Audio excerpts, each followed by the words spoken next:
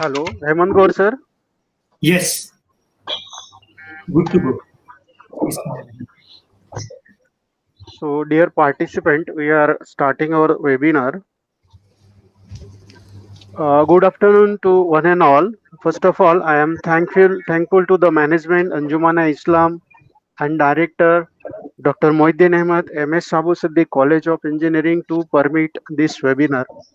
Here, first of all, I request Professor Asif Ansari to say the few verses of Holy Quran because as a part of tradition we start every program with the Holy Quran. So I request Asif sir to start. اوكي. أعوذ بالله من الشيطان الرجيم. بسم الله الرحمن الرحيم. الحمد لله رب العالمين الرحمن الرحيم مالك يوم الدين. إياك نعبد وإياك نستعين. اهدنا الصراط المستقيم صراط الذين أنعمت عليهم غير المغضوب عليهم ولا الضالين آمين.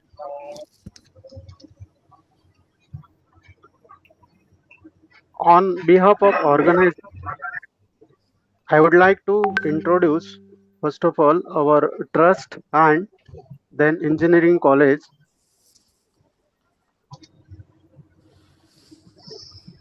We the Anjuman Islam Trust was founded in 1874 by Justice Badruddin Tayyabji, first Indian judge of Bombay High Court and the third president of the Indian National Congress.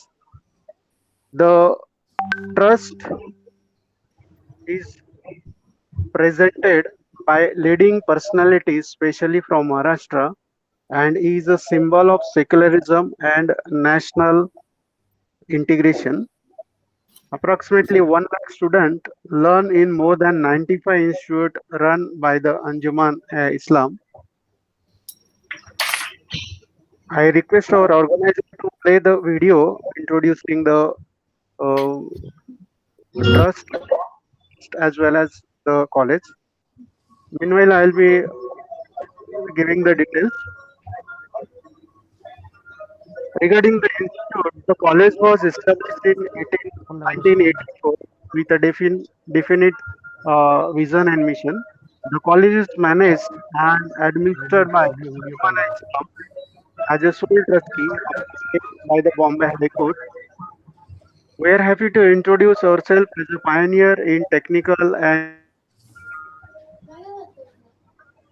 engineering education and has the various discipline. The institute imparts education with a vision to encourage, enlighten, and prepare all its students to be useful citizens who will contribute to make a prosperous, healthy, and a strong nation. In case of the placement from our institute, top companies that visit the campus regularly include Tata, Mahindra, Infosys, Jio, TCS, and many others. The highest salary package offered to one of our students has been 32 lakh per annum in the recent past during placement. Our alumni occupy the top positions in various companies all over the country and rest of the world. We are happy to announce that we have an intake capacity of 420 students in various disciplines such as automobile engineering, civil engineering, computer engineering, electronics and telecommunication, information technology, and mechanical engineering.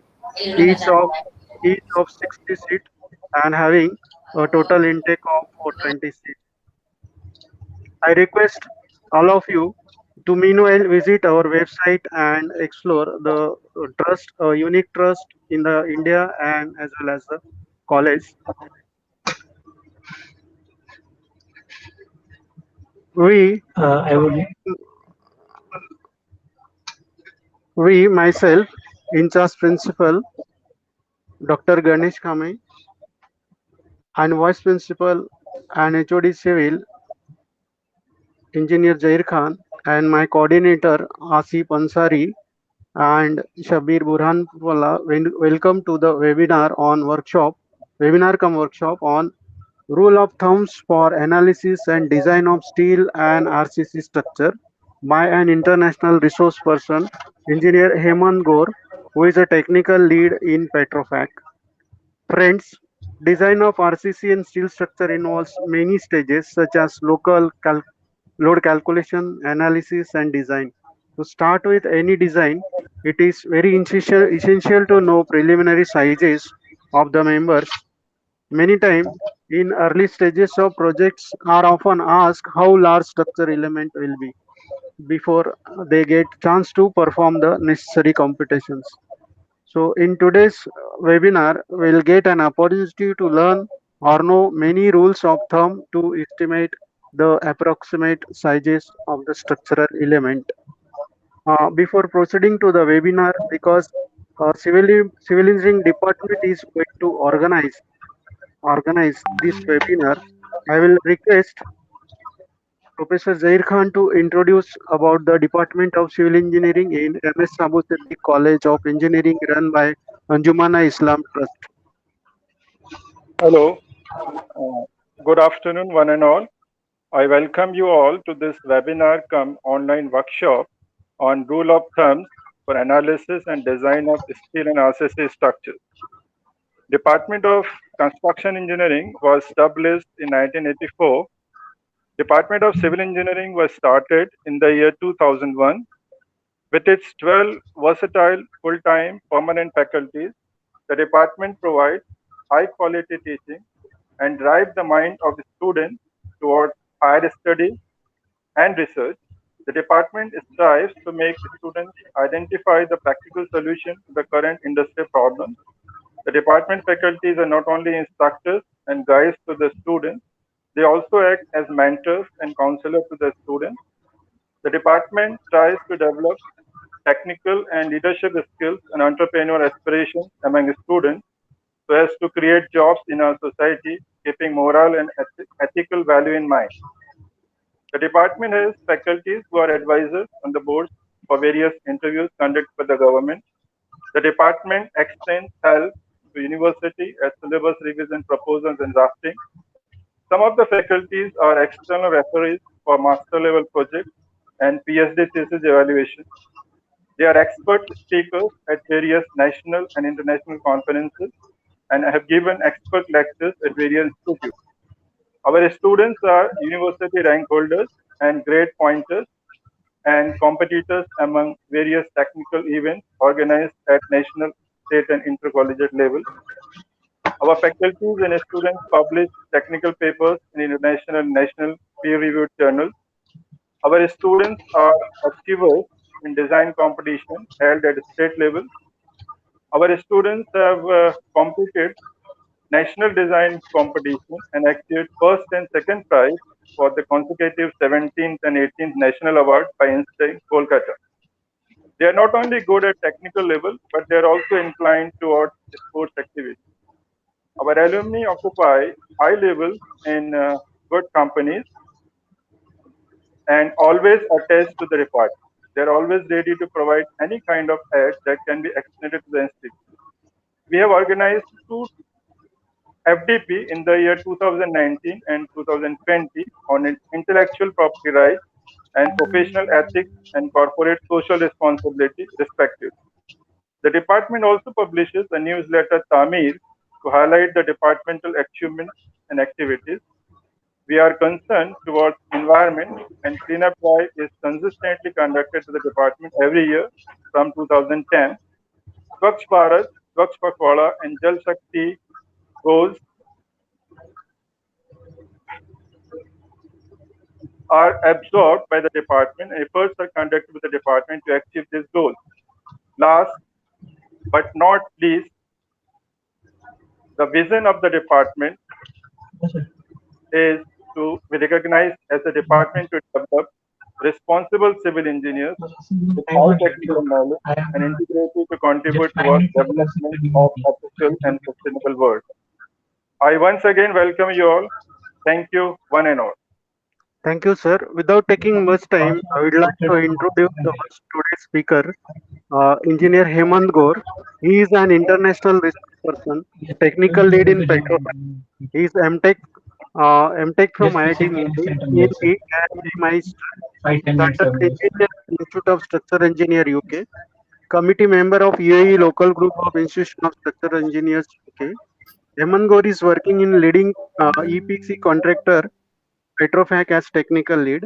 He has received Petrofac prestigious EVE award, and he stood third among more than 7,500 engineer leadership talk at leading universities like IIT. He is a chartered engineer and he has contributed for successful design and engineering of civil complex structure for major projects in Petrofac. So welcome, Engineer Hemant Gaur, and I hope that all the diversified participant, which are from industry as well as academic students, everyone will definitely enjoy this webinar. So I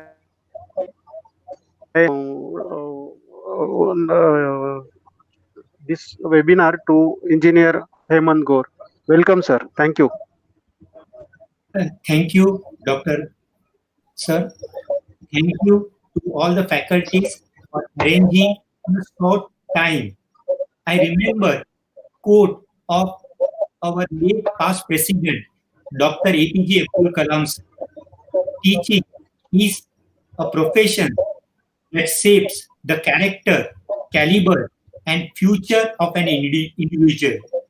So at this moment, I salute all the faculties of this oldest and prestigious institute, which has worked hard to come up with innovative ideas during this tough time. I am a storyteller. I love telling stories. I consider all the participants who have connected with us today live on this panel as an end who are preparing for the winter. This is a time where we are accumulating our knowledge in the form of food, which will be useful when we join a professional organization to deliver excellency. With this, I will deliver my talk. I will share my experience and knowledge gain, which will help you to get your first job, or when you are on a job, it will help you to solve your challenging problem. Your dream will be to become a design engineer who will design the challenging assignments, brief industrial structure, tall buildings. You may become a highway engineer or a geotech engineer who will be working on different tools to come up with a solution. Few of you will be interested in turning the drawings into real life structure we call construction engineers. And few of you will become a project infrastructure project for our country. This presentation will be helpful for all the dreamers who want to serve as a civil engineering profession. I will break my talk in different principles. So the first principle which we will discuss now, what makes a winning team? When we want to transfer a load, we use a girder or a truss. Left-hand side shows a girder which transfer a load through flexure and shear. What happens in a girder? I will take example of a cricket team. In a cricket team, if you have a good batsman and a good bowler, but remaining 9, they don't contribute. Extreme fibers are stressed. But if you want to spend longer, if your dreams are big, then all the members should be stressed to equal level, which comes in a truss where the action is transferred through axial compression or a tension. So whenever we have a long span structure, the solution is a truss where we go for tension and compression. I always connect our structure with live. So in a team, we require a composition which can keep tension in the position. Here we can see live example. If we want to span 100 meter, 50 meter, we go for a girder. But if you want to span beyond 250, 400 meter, like we have a Worli Bandra sea link bridge, we go for a cable stayed where the load is getting transferred by axial tension and compression. Same way, engineer have developed truss tube system for tall buildings. 2-3 trial ratios. First was A over B as 1.543. Second, 1.618. Third, 1.752. And I will start noting down the forces in the member and length. I applied 100 kilonewton point load at the center. Let me share with you first analysis outcome. So first analysis we did with the ratio A over B 1.543. Member 1 length was 1.761. Force in that member which was under compression 44 kilonewton. And when I multiply 44 with 1.761, the number which comes 77.545. I did same exercise for remaining 4 members in compression. I found their sum. Sum came 275.202. Same thing I will do with members in tension. We had 5 members in compression, 5 members in tension. So we did this exercise with the members which were under tension. 2, 7, 4, 11, 9. Their length and forces in them. So now here, like since the forces, tension, like in some software, they show negative and compression positive. So sign is not important now because we have accumulated all the tension member together, compression member together. So now we found the force into length sum again 275. I went forward for the second trial with the ratio A over B 1.618. Same exercise for 5 members in tension and 5 members in compression. And we came up with the sum as 274.9788. The number before it was a 275. Now it has been reduced compared to before. So now our truss is doing minimum work compared to the work it did before. The third ratio, which I took 1.7, the work done increased 276 and the tension member also 276. Now let us summarize all the 3 results. We did 3 trusses with 3 different ratios. A over B 1.543, A over B 1.618 and A over B 1.752. And we came up with amazing result. When the ratio was 1.618, the work done is a least. Like we did sum of work done in a compression member, work done in a tension. Like Maxwell, he didn't define it as a work done. He defined force into length. Force into length. And you will be curious to know what does 1.618 means.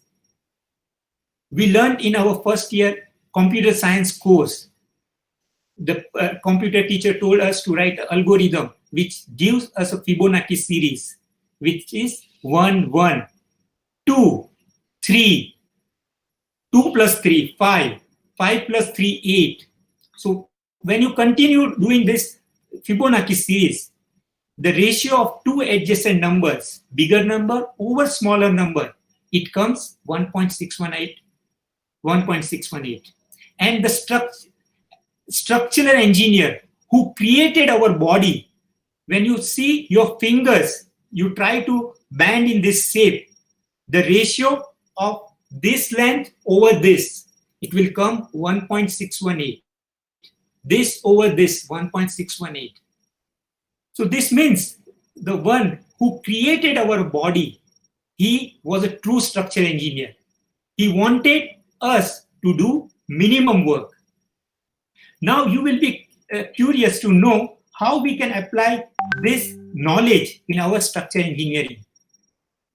Bill Baker, who designed tallest building, he utilized this angle for his bracing, because when you create a truss with a bracing angle which will give a golden ratio, it will do minimum work.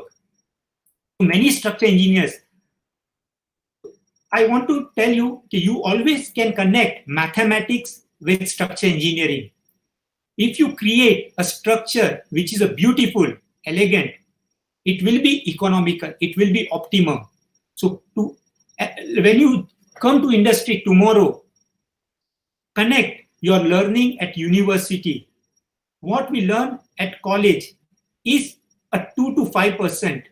I remember when we design foundation, we assume weight of a foundation is 5 to 10%. So what we learn at university is 5%, 2%, but it is a foundation which will make us a true engineer. So keep whatever we learn at university, different subject, it will be a foundation for our future.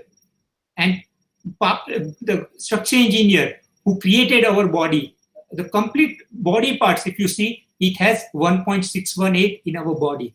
And as a structural engineer, we can connect significance of 1.618 with work done. Now, I will present a slide which will show you how this Maxwell, who developed this theory in 17th century, fourth year student will remember this equation. Work done in a truss is F square L over 2AE, where F is a force in a member, L length of a member, A cross-section area, and E Young's modulus. If we rearrange, we make F over A, F. So F over A is a stress in member. So if you stress all the members to the same level and stress divided by E, material property, it will become a constant. So we can find F into length, that will be constant. So this can be proved through our learning of work done in a truss.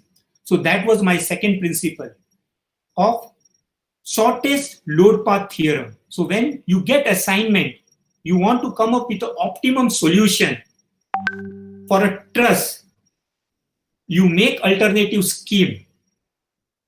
Now you will be asking me, here you didn't consider slenderness ratio, net area, because when we design a truss, compression member will be designed based on the compression capacity is governed by slenderness ratio, L over R, and tension net area. So first, this gives you a form of a structure which will be a most economical, which doesn't require area or definition of elasticity at the beginning. Shortest load path theorem given by Maxwell. Now I will jump into the third stage. Design projects, they have 3 stages. The first stage, concept design, which is we call CD. Second, preliminary design, where objective is to size beam, column, foundations, lateral load resisting system, and develop a drawings which we can float for a tender, and contractors, they can come forward for their bid. So the preliminary design stage is a stage where you broadly finalize your bill of quantities, material, MTO. And once the contract is awarded, the contractor needs detailed engineering drawing through which he can perform execution. He can build the complete structure. So that stage we call detailed design. In oil and gas industry, the preliminary design is called front end engineering design, FEED. So these are the 3 stages for design of a project. And design process, this flowchart explains the design process. The first step is to understand a problem. Like we want to build a bridge for a given span. What are the site constraints?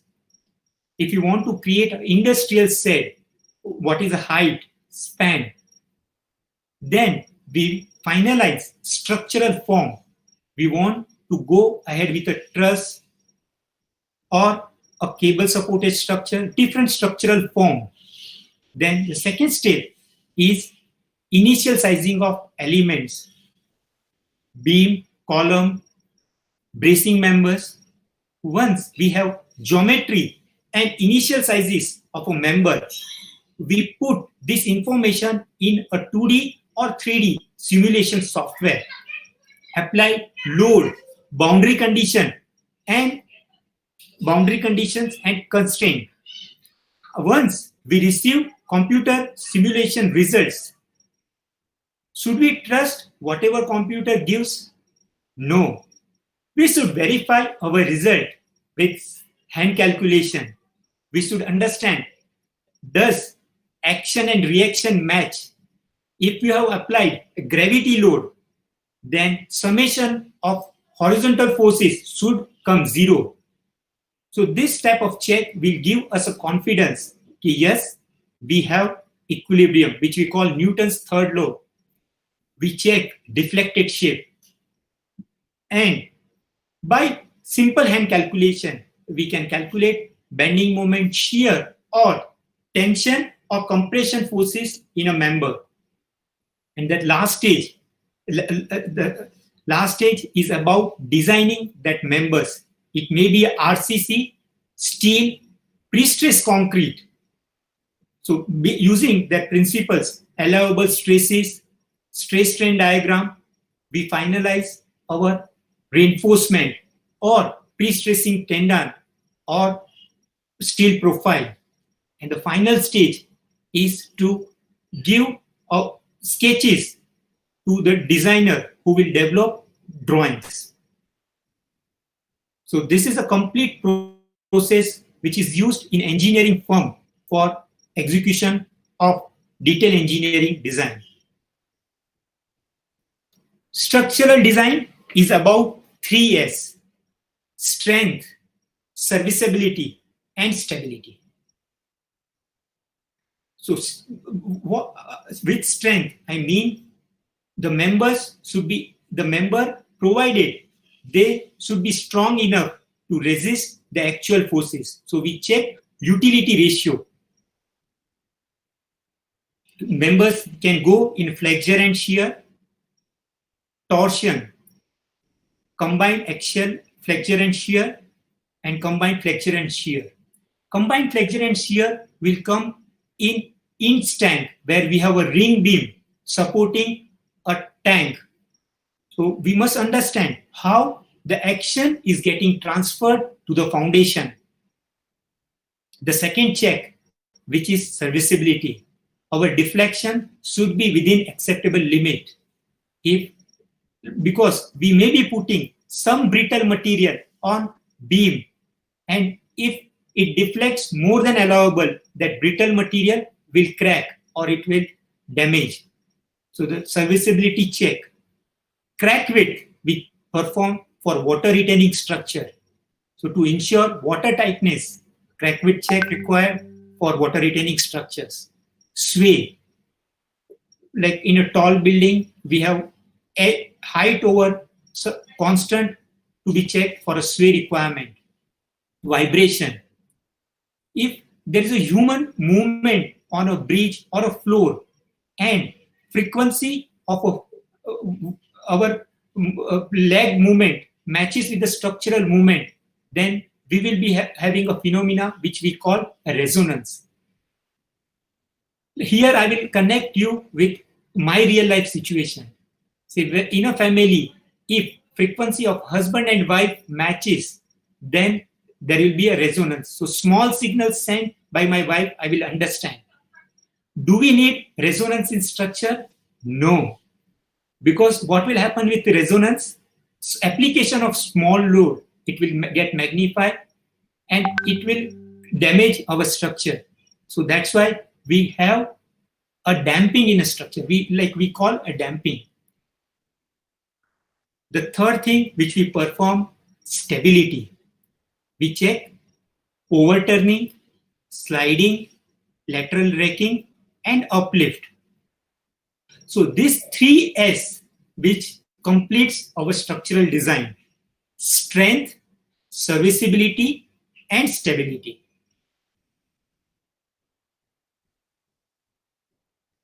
How we provide lateral stability in a building?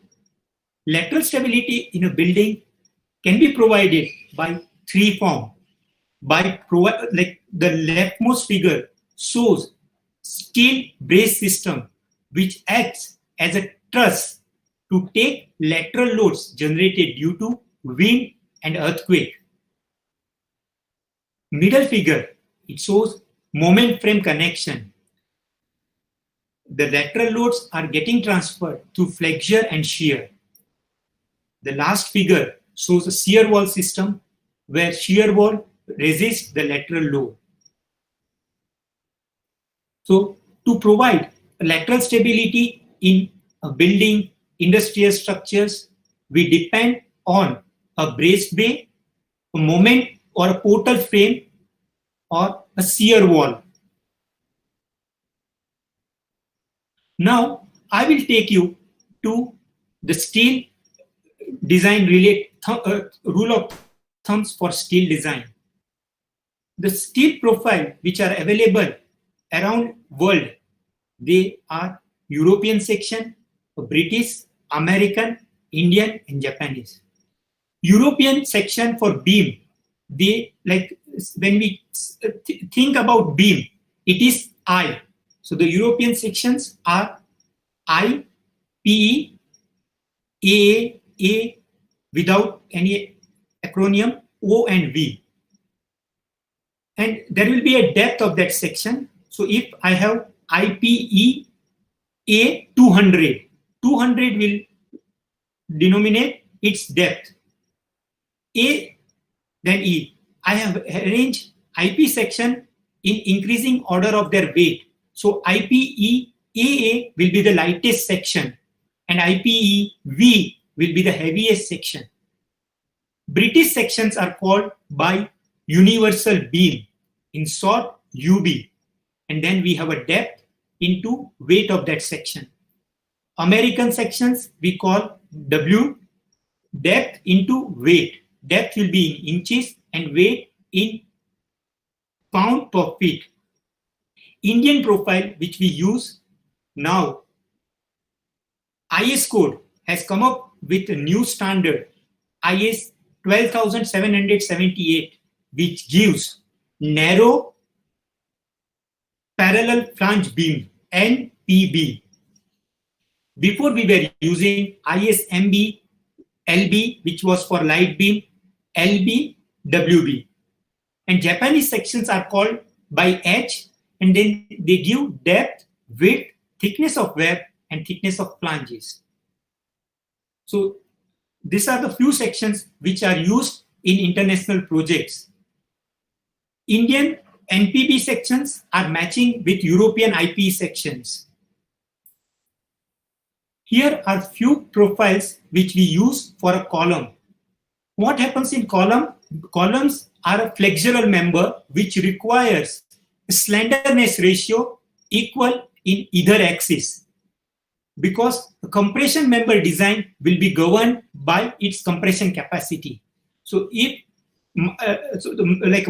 it should be have close to equal radius of variation about both the axes, and the sections in European, so we call H. For beam it was IPE, and for column HE. British section we call universal column, UC. American, again we have a W only. And Indian section, the new standard has brought wide flange parallel beam. In short, we call WPB beams. So So these are about beams and column profiles. Why we require thumb rules? Because thumb rule helps us to provide budgetary estimate, verify our computer results, and preliminary sizing when we begin our computer simulation. The first thumb rule which I want to bring is flexural member, they govern by deflection, and deflection requires moment of inertia. First thing which is required for a deflection is a moment of inertia. So you want to know moment of inertia of a profile. If I have selected depth of beam based on span over depth ratio, in a RCC we use 7, 20, 26. So you have decided depth of a steel beam, which is, if I have a simply supported beam, in steel I can go 22, 23. So I have D. I want to find out its moment of inertia. So the moment of inertia, if you want to find out quickly without looking into the steel table, it will be approximately D square into weight of that profile over 4.7. Now, how you remember 4.7? We got freedom in 1947. So to remember 4.7 is easy. So you put in this formula depth in centimeter, weight in kg over meter, and you get moment of inertia in cm to the power 4. We will use this quick rule to find out what is the weight of beam required to carry moment m in the next slides. But remember, like if someone asks you quickly, can you tell me? Let me show you this example with one problem. NPB, I selected NPB 450 into 190 into 77.57. So my beam depth is 450 mm, width 190 mm, and weight 77.57 kg over meter. In that formula, I need depth in centimeter, so I convert it from mm to centimeter. Weight we require in kg over meter. Putting in that magical formula, depth square into weight over 4.7, we came up with a moment of inertia 33,421. When I look into the table which is given by IS, the moment of inertia of this section is 33,743. We are very close. Like I remember my boss always telling me, Hemant, we structure engineers, if we are close, we are not scientists, we are engineers. So if we are close to a result by 2 to 5%, it's okay. But when we make bigger assumptions should be good. As we work in survey, we call whole to the part. So we make sure whenever we do structural design, our bigger assumptions, they are perfect. Second example, we have taken narrow flange parallel beam 600, 220, 107.56 kg per running meter. We converted depth into centimeter, 60 centimeter. We put that in that magical formula, depth square into weight over 4.7. And approximate moment of inertia came 82,386. When we look into the steel table, the moment of inertia given is 82,930. We are very close. So this was a formula which connects moment of inertia with depth and weight of the section. Now, can we develop similar relationship for wide flange parallel beam? Yes. In wide flange parallel beam, it comes d square weight over 4.4. One more thing I would like to tell. Moment of inertia which we learn in first year engineering mechanics. It is when we want to, like in I section, area is concentrated in flanges. So if I know area of flange into this distance, this area into distance square, I bring this also to the neutral axis. So area into distance square, it will give transfer moment of inertia. So this formula we can verify, because what happens in I-beam, the load is taken by flanges in flexure. That if we have a simply supported beam, top flange goes under compression and bottom flange under tension. And we have a lever arm which acts between them to take that moment. So always moment equals to force into lever arm. So you can verify the curious students, they can come up with the background of this equation. For H section, the formula becomes, because H section, we will verify our formula by taking one WPB beam, which is 200, depth 200, width 200, and weight 61.29 kg over meter. Depth square into weight over 4.4. So approximate major moment of inertia is 5,572. If we see the steel table or IS 12778, the moment of inertia is 5,696. We are very close. Another example, WPB 300 by 300 into 100 kg per meter.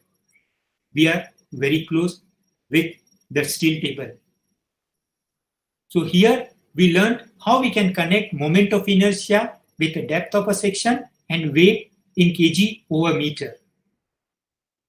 The second thing which is used in steel design, in a truss, or we have to check slenderness ratio. Slenderness ratio, we learned, it is effective length over radius of gyration. So for I section, approximate radius of gyration will be 41% of depth, or 0.41 d.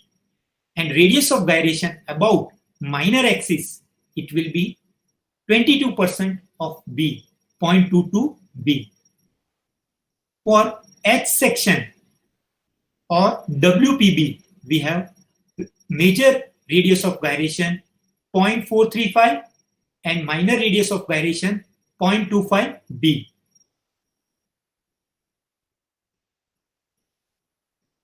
Now we will jump into a selection for a beam based on working moment. Till now, if you have any questions, our faculties, they have floated form for the questions. Sabir sir? Hello? Hello, Sabir sir? Yes, sir. Yes, sir. I am here, sir. Sharing their questions also, if they have. Yes, sir. So we will move forward with our presentation. So we have seen how we can come up with a major moment of inertia, radius of gyration. The third, the most important thing in the steel design is a deflection criteria. If we know the working moment M at midspan, span of a beam, and the initial estimate for a depth, the weight will be 85 ml over depth square. This relationship is developed for a deflection criteria of span over 360. So if you have, let us put this equation. Sir, the question answer form will be given to them after the webinar, sir. Yes, sir. Thank you. Thank you. So here we will find out what section we should select for our beam. So my span was 8 meters. I had a uniform distributed load of 20 kilonewton per meter. So my midspan moment, which we can calculate WL square over 8, 160 kilonewton per meter. Initial size of a beam, which we calculated based on span by depth ratio, 40 centimeter beam I selected. So beam which I have to select from steel table, I can find out from 85 ml over d square. So here we put moment in kilonewton meter, span in meter, and depth in centimeter. So I got a section of, I will require 68 kg over meter. So I can select from my steel table a beam 400 into 180 into 66.3. So now you may be having question, okay, if we have a crane supporting beam which requires a deflection criteria of span over deflection as a 500. So we have to just magnify this formula by 500 over 360. So you can find out for different deflection criteria. This one is for span over deflection as a 360. So if you have a crane supporting beam, you can modify this formula for other deflection criteria. So weight of a beam is 85 ml over d square. 85 into moment, which will be a working moment for which you want to satisfy deflection criteria. It will not be a limit state combination moment. This will be the moment which you want to satisfy deflection criteria, working moment, into span over d square. Now we will see if from strength criteria, if you want to find out weight of a section which will require to take the flexural stresses which are developed in a compression tension, then weight of a section will be 14 m over d. And for high strength steel, which is 355 MPa yield strength, it will require a lighter girder 11 m over d. We have done one assumption in this formula. We are considering the compression flange is fully restrained. Like steel is good in tension, but when compression comes, it buckles. And always in a beam, the governing criteria will be deflection and unrestrained compression flange length. So in this formula, we have considered the compression flange is fully restrained.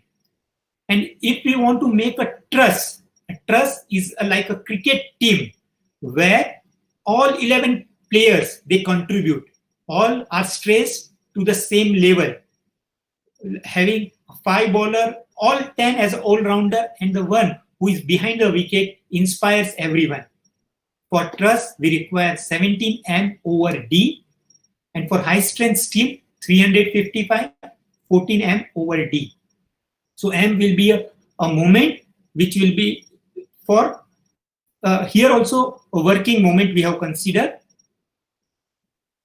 Now, we will jump into the formula to calculate quickly deflection of beam. For uniformly distributed load, we know the deflection formula, pi WL raised to 4 over 384 EI. And if you have a single point load, so there are so many formulas. When you enter into engineering, do you want to remember all the formulas? No, just if you have some magic formula which will give deflection for all the type of beams. Very close. It will not be accurate, but it will be close to the result. Then that magic formula is ml square over 10 EI. Now you don't have to worry about a point load with a deflection, which is a WL cube over 48 EI, or a 2-point load, or a 3-point load, 4-point load, or a continuous beam. You just calculate a moment at a midspan, span of a beam, and flexural rigidity, which we call E into I, and your deflection becomes ml square over 10 EI. You can verify this formula by putting, like if you have a simply supported beam, moment will be WL square over 8, and finally we get close to 5 WL raised to 4 over 4 EI, 384 EI. So the magical single formula for getting deflection is ml square over 10 EI. Like industrial structures, how we build, we can have 3 systems. We call post and a beam system, where our columns are fixed at base and beam simply supported, a fixed base system, and a pin based frame system, where our base is pin connected. this will be a fixed connection. And if you want to span a longer, if your dreams are big, your spans are big, then we just convert our beams and columns into lattice truss. So we make a truss frame or a truss structure. Like if your span is in the range of 20 meter, 12 meter, we go for a box section, I section or H section. But if your spans are big, we can make a lattice girder structures. And IS code has a special publication. If I remember, it is SP 47, which gives a table for design based on lattice members. When I saw like structural design had a 3S: strength, serviceability, and stability. We covered one more criteria which came under serviceability. It was vibration. I told we should not create resonance in a structure. So we have to make sure like the force which is acting that frequency and structure frequency does not match. So each like individual, we have our own nature. We are rigid or flexible. Same way, structure based on its stiffness, it may be it's a frequency will decide is it a rigid or a flexible. So if you want to calculate quickly what is the frequency of this beam, you apply your working load and find out deflection, and frequency will be 18 over square root of delta. Delta will be in mm. You can quickly find out frequency of your beam. So this will be useful when you are making a floor where people are walking or dancing. So like normal human walking frequency is 3 to 5 hertz. So just we have to make sure our structure frequency does not fall into this frequency. You may have heard about Olympic Stadium Bridge in UK, where they had a problem with this resonance, and they provided a damping to kill that problem. So frequency calculation plays a big role. Now we will see for different RCC buildings, if we want to come up, the first step in a design is to decide what will be our floor system, because floor contributes around 60 to 70% of a weight in a building. So if your floor is an optimum, as we said before, if our foundation is strong, we can become a good engineer. Same way, when we start building design, the first step is to make an economical floor system.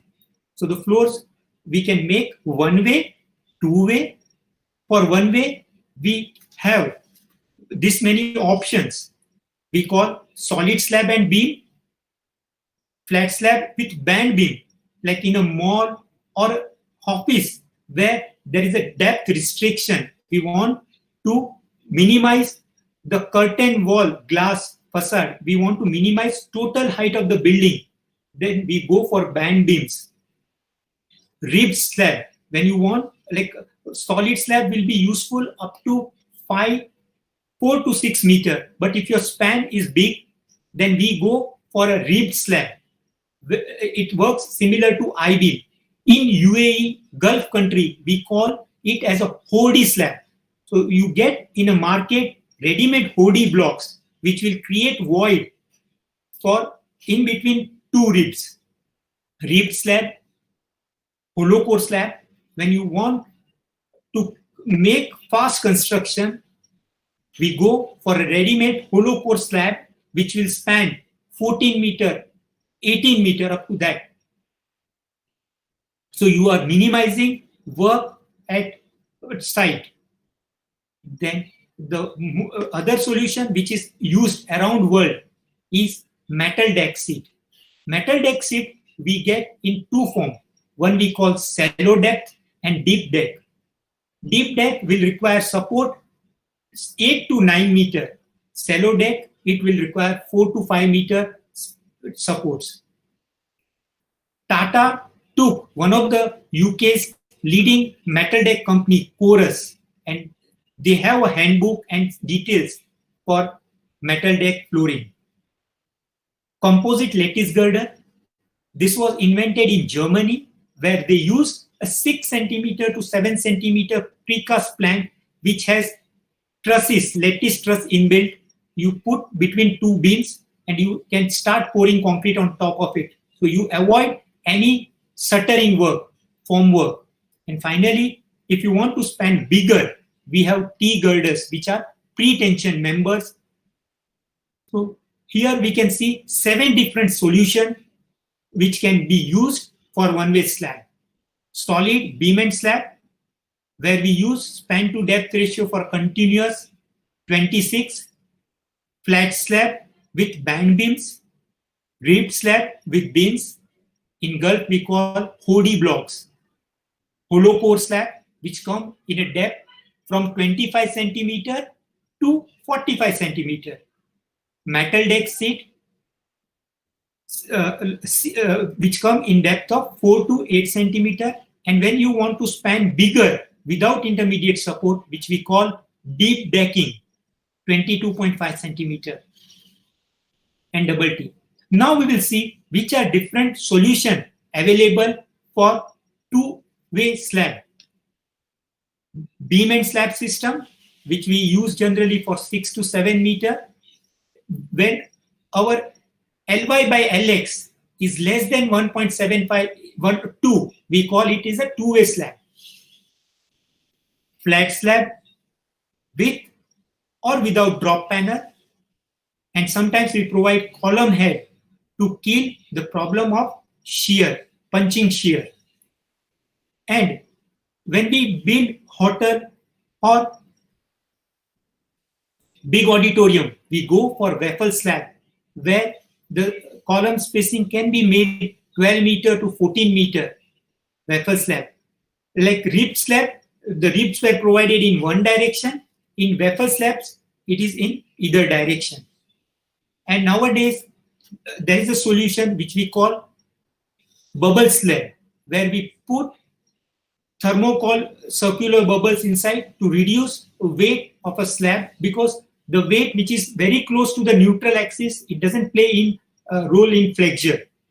So taking out that weight, if you like the bridge opposite to CST station, it is a voided slab. Like the first few, like 2-3 span, they are voided slab. So the voided slab are very common in bridges also. So these are the 4 solutions for two-way slab. Now, once our superstructure is ready, what are different solutions available to transfer that load down to earth? If we have good soil strata at ground level, we go for shallow foundation. And if we don't have a good, we go for deep foundation. In shallow foundation, again, if you have a good bearing capacity, I will give you a magical formula to find out quickly bearing capacity of a soil where you don't have a water table close. The soil report will give N value, which we call standard penetration test value. If your N value is a 20, then bearing capacity will be 20 ton per meter square. You can go ahead with your preliminary sizing with 20 ton per meter square.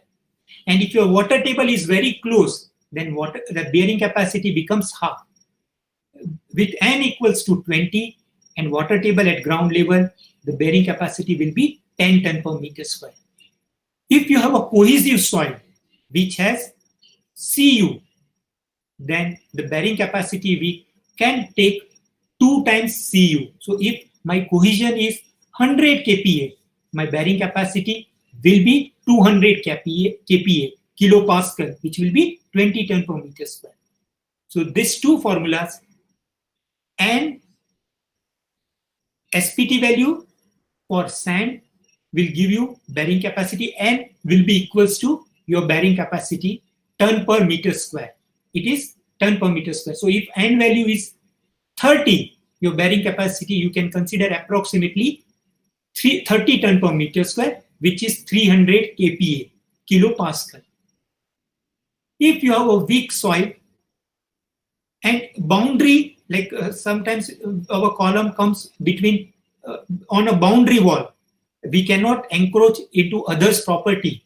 We go for a strap beam, which will transfer that unsymmetrical force by push-pull mechanism, or we call combined footing.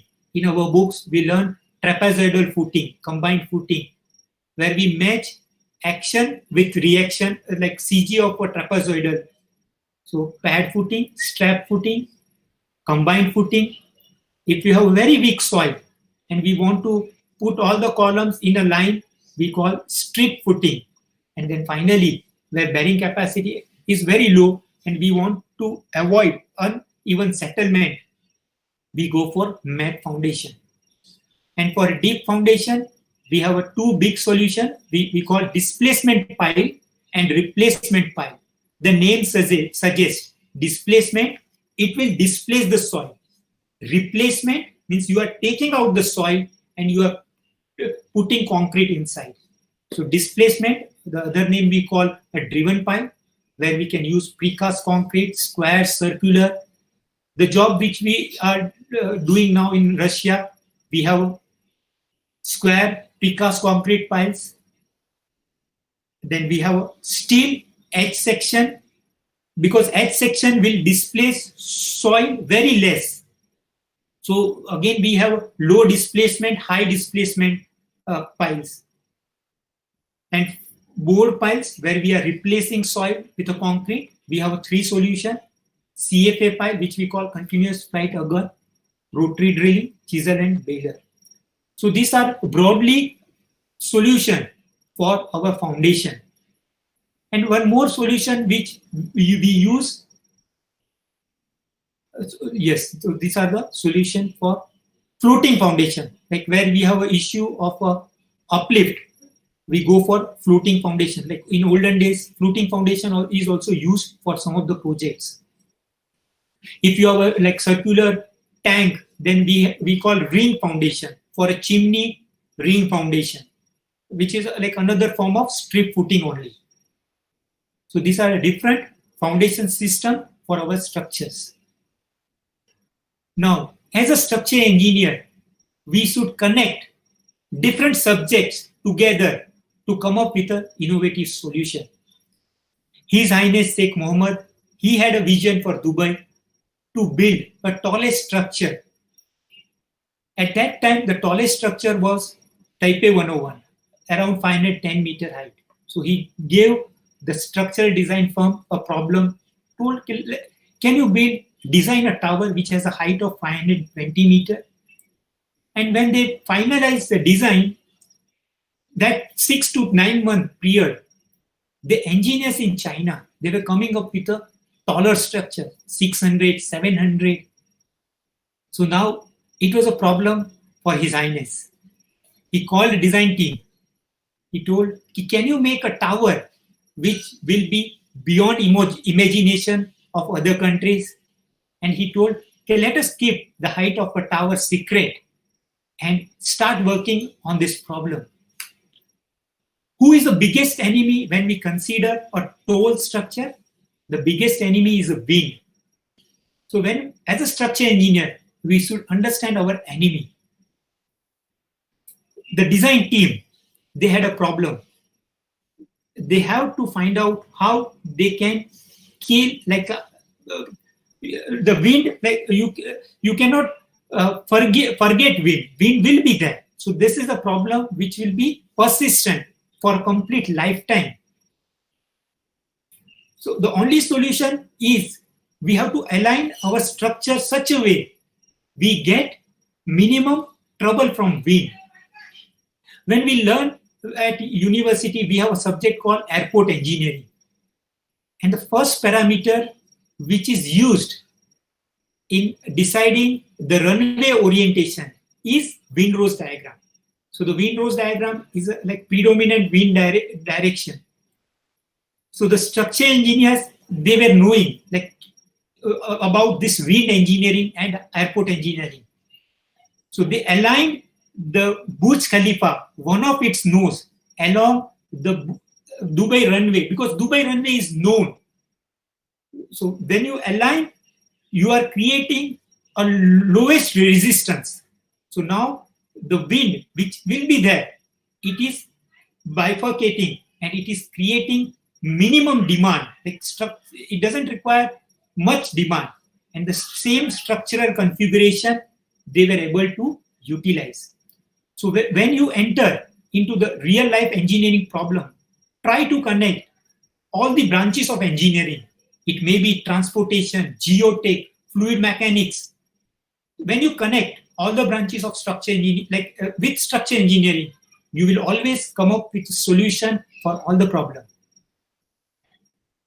And the structure engineers which used a system which we call, it had a core at the center, buttress tube. They gave name, when we have to retain earth, we use cantilever retaining wall, and when our retaining height becomes more than 6 to 7 meters, we go for buttress wall, retaining counterfort retaining wall, buttress wall system, where the load path from cantilever, it moves to in a transverse direction as a one way. So when you connect all the subjects you are learning, the 2% which we do at university, it will help for remaining 98% of our success.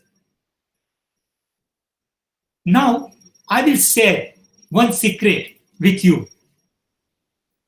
We always depend on Google for searching information for our project. When you will enter into real life situation, the one source which you will depend for all the information is Google. But what happens with the Google? See, just I'm asking about durable concrete, durability concrete. It solves our problem within 0.63 seconds. But trouble is, it gives 65 million results. Do we have time when you will enter into a professional world? We don't have a time to go through all the results. And what happens with Google nowadays? The one who pays something to them, they will be in a top search results. So we want to make our search confined. We want to get information from a reliable source. So I don't depend on Google, just I will give Google to search in a leading American university. Now my results became just 250,000. Like from 65 million, I came into thousands. I know a professor from Stanford University who works in a concrete durability. So I went first into all the American university. I will make my search steel confined. I will put stanford.edu. Boom. My result came from 250,000 to just 1,000. So now I can focus. I have reliable information. We can give clues like file type. I have to make a presentation. So I will give Google a second clue, which is file type. So they don't have any presentation available on their university website. I will change my search. I will see all the universities. So I got 7 results.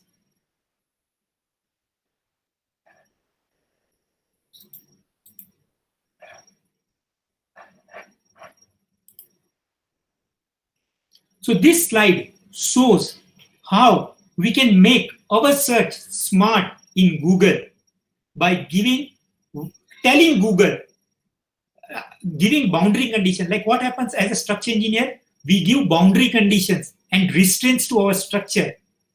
Boundary conditions means support, and restraints. Like if you have a slab, which will reduce analysis equation. So here we are giving Google boundaries, where to search. So you can tell Google, you search in university, or you want to search in IITB portal. So you put iitb.ac.in, IIT Kanpur, By sitting in Mumbai, you want to find out some information which is from Russia. Like when you search sitting in Mumbai, you will get all concrete durability related information from your neighboring part only. So you can tell Google, okay, please, can you give me information from Russia by typing site RU, Japan. If I want to search locally, since I am in UAE, all the UAE websites, they have an extension. Like we have a surname, Sheikh, Gore, same way, all the websites, they have a surname. So we put AE, site France. So if I want to make a search in France, FR, Hong Kong, HK, Iran, IR, or China, CN. So our site search becomes quick. We get information which we want. If you want to find out some information from government organization like RDSO or IRC, we can make our search site gov.in. UAE government gov.in. File format clue we can give, PowerPoint presentation file. Suppose if we have a information data, we can put XLS. This smart search helped me. Like in 2009, 2007, 10, one of engineer told, can you give me list of consultants, contractors who are working in Dubai? He wanted to apply for a job. So all the consultants, contractors, they have to register with the Dubai municipality. So I thought, okay, Dubai municipality may be having all the information on their portal. So I asked Google, list of consultants, file type, XLS, and site gov.in. Like this. Here I have given clue. So I gave that clue and I got that Excel file. So when you want to find out vendor or some information from some portal, always give clue to Google. Don't just put your search in Google box. Think like what clue you can give to Google. And then your search will become concise. It will be short and you will not spend your valuable time. Because when you on a project or an assignment, you want information quickly. I hope this will be useful. Other tools which are available nowadays on our smartphone, Computers and Structures Incorporation, which has developed softwares like SAP 2000, ETABS, SAP. They have applications for a smartphone which gives section properties for a different section. You can do built-up sections, Indian section, European sections, all are available. So CSI sections, this is one application which you can download on your smartphone, very useful. With this, I will summarize. We civil engineers, we do 3C. We collaborate, create, and we are conflict resolver. With this, I mean, when we want to design, build, we have to collaborate with architects, mechanical engineers, electrical engineers, or government authorities, or maybe leaders of our country, IAS officers. We create, we make design. We make a design which are optimum. We think about tomorrow. We do sustainable design. Say, we have a limited resources. We have limited steel. We have limited concrete, cement, aggregates. So if we consume all today, what tomorrow civil engineers they will do? Yes, they will innovate new materials, new ideas, but let us make our earth green by making economical structure. And economical structure doesn't require more or aesthetic structure, as we learned in our second principle, shortest load path theorem. And we are conflict resolver. So what, like when we work on a challenging assignment, we are close to completion, and then there is a change required from a client. Like the Dubai Tower, Burj Khalifa, it was completely designed, and then they required it to be still bigger. And the 3C, which will take you up higher, they are curiosity, commitment, and continuous learning. So keep curiosity alive in you, like how the load is getting transferred, why this system has been used, support conditions. So that curiosity and commitment. So when you take some task, complete that task, because one task completed will create your reputation in the industry, and that commitment will give you a new task. And keep learning. And whenever we learn, try to keep habit of noting down what principles you learn. Now, with internet, all the presentation materials and videos are available. So create your own daily notes. Create an Excel file of learning, like which principle you learn. That will help you. Maybe after 15 years, you want to find out some formula. So when you have written in your handbook, it will help you. Like today we learned approximate my major moment of inertia, weight, d square over 4.7. So keep continuous learning. This will take the best and prestigious university students of this college to bigger height. Thank you for your kind attention. Thank you, sir.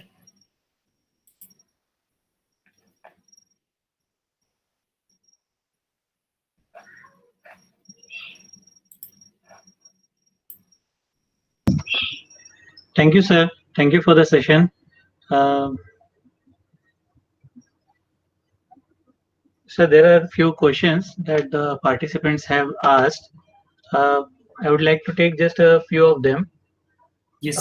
There is one question asked from our colleague, Professor Ashutosh Dabli, sir, and he's asking, can we use the same formula for deflection with different restraints?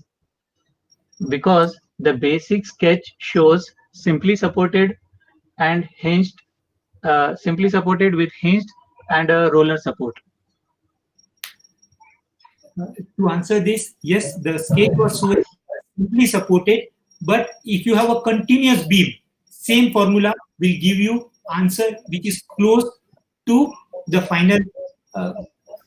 Yes, sir has a question, like because when you have a fixed beam, say let us say same formula. If I have a simply supported beam, my moment is ml square over 8. If my beams are fixed, my midspan moment will become ml square over 24. So it is becoming 1/3. So the same formula will give you perfect deflection. Yeah, you can apply this formula for all boundary conditions. Yes, sir. There is another question from another participant. Is asking that in the start, sir, you told about Fibonacci numbers. Yes. He's asking how to apply it with the members in truss. How it is done. Share with one example. Yes. So I couldn't put that slide. Okay. Now, can you see my presentation? 1 minute. I will start sharing. Interesting question.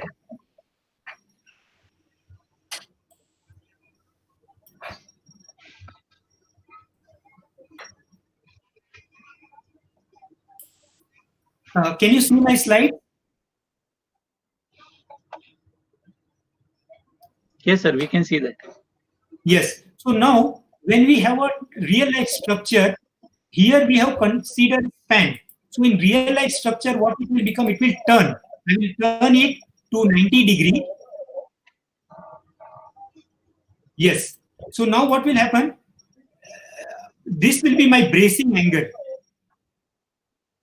So like if we keep bracing angle, it comes around, like this will be your bracing angle required, not 45 degree. So I turn my beam into vertical, like in a tower, we require truss in a vertical direction. So if we have a bracing system with this direction, it will give us optimum lateral load resisting system. May I request our participant to share email ID? So we will share an example which is for tall building bracing system. So this Yes, is a sir. very this is a very interesting principle which we didn't learn in a college, university. I also came across this theorem by listening William Bill Baker, the structural engineer who designed Burj Khalifa. So he studied from IIT, Illinois Institute of Technology, and that institute, they were doing this research on Maxwell's work on load path theorem, which is an amazing principle. Force, bring all the tension members together, compression members together, force in a tension member into tension member length, you do summation, and the same activity for compression. And when you sum both, that is a work done. And when that work done is a minimum, it is an optimal structure. So we will share with sir the work done, like how it is utilized for deciding bracing system for a tall building.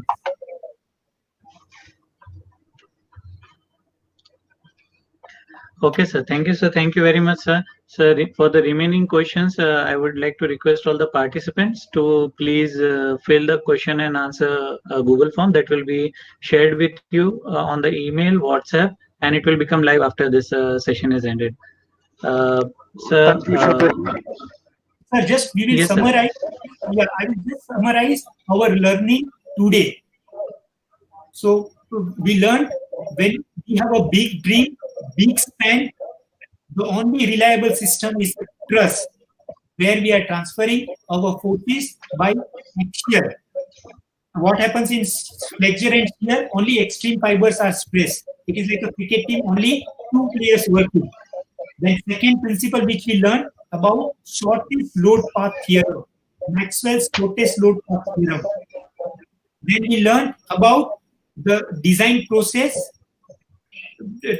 which are a lateral stability system, how to come up with a major moment of inertia by knowing weight and depth of the section, frequency of a structure, the weight of a truss required when you start the job, the deflection formula, which is ml square over 10 EI, and the weight of a truss 17 m over d. So where d was in a centimeter and m moment. And how the structure engineers, they connected airport engineering to make one of the best structure on our earth, Burj Khalifa, which defines Dubai dream, dedication and determination. And the most important thing which we learned today is never depend on Google. You give clue to Google what information you need. Thank you. Thank you, Shabir sir, and also thank you our today's eminent speaker, Hemant Gaur sir. Now I will request Shabir sir to say the vote of thanks, and then we'll finally end this webinar. Yes, sir. Sir, first I would like to thank the great Almighty Allah Ta'ala, for giving us the inspiration and energy to conduct this work. Then I would like to thank the management of Anjuman Islam for providing us resources and motivation for conducting such activities. I would like to thank our esteemed speaker, Mr. Hemant Gaur sir, for such a wonderful seminar and all the knowledge that he has shared with us. I would like to thank our director, Dr. Moinuddin Ahmed sir, and our in-charge principal, Dr. Dinesh Kame sir, for providing us with motivation, support, and resources for conducting this wonderful webinar. I would like to thank our vice principal and HOD of Civil Department, Professor Zahir Khan sir, for his complete support during the webinar. I would like to thank my co-coordinator, Professor Asif Ansari sir, for his networking arrangement and certificate designing and distribution that he's going to conduct after the webinar. I would like to thank all the participants for patiently being with us during the webinar, and I would like to thank all the support staff who have been involved during the webinar. I'd like to thank each and every one of you. Thank you very much. Thank you, you very much.